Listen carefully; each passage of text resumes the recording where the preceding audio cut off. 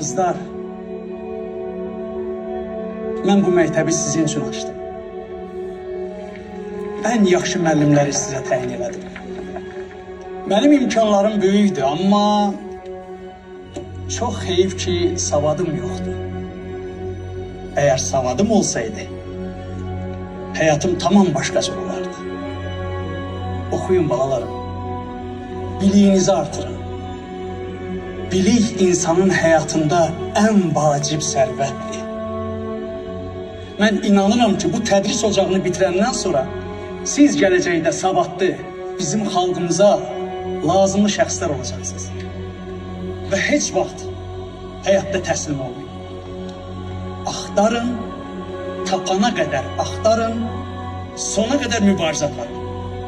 Sizə yeganə nəsiyyətim budur ki, adət-ənənəmizdən möhkəm yapışın.